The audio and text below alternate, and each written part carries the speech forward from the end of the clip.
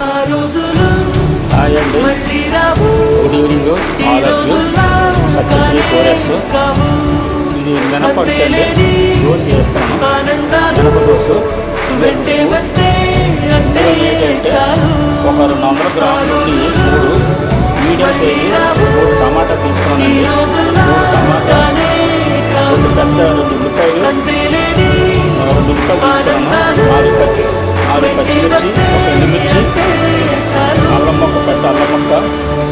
అల్లం మొక్క తీసుకున్నాను.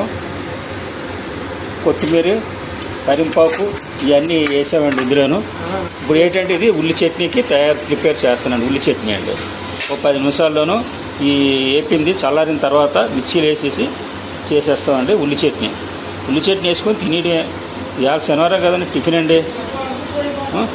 టిఫిన్ శనివారం కదా, టిఫిన్ సెక్షన్. ఓకే అండి, చట్నీ అయిపోద్ది.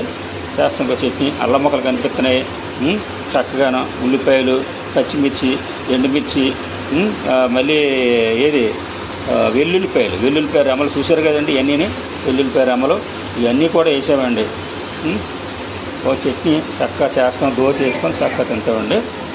అదే అండి, ఇప్పుడు ఇది అలాగా తిరగేసుకోవడం. ఆల్మోస్ట్ ఇది బాగా డీప్ ఫ్రై అయినట్టుగానండి. డీప్ ఫ్రై అయినట్టుగా ఇంకా చల్లార్చుకోవడం. ఇంకా చల్లార్చుకున్న తర్వాత చల్లారిన తర్వాత మిక్సీలో వేసుకోవడమే. చక్కగా చట్నీ. కరింపాకు వేసాం ఇందులోను. కరింపాకు ఆల్రెడీ పోపు గింజలు కూడా ఇందులో ఆల్మోస్ట్ అన్నీ చట్నీలో తర కలుపుకోవచ్చు. చట్నీ. టమాటాలు మాత్రం 3 టమాటాలు వేసాం. ఇది అండి ఈరోజు టిఫిను. మినపట్టు చక్కగా టిఫిను. ఓకే అండి, ఉంటానండి. బాయ్. మీ సత్యశ్రీ.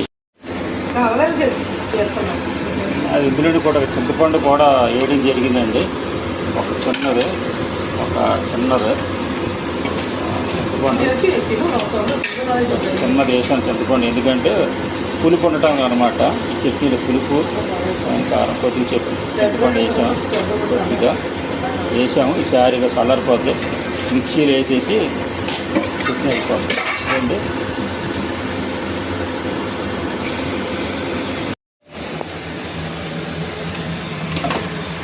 చూసారు కదండి, చట్నీ మిక్సీలో వేసి అయిపోయింది. చట్నీ అయిపోయింది.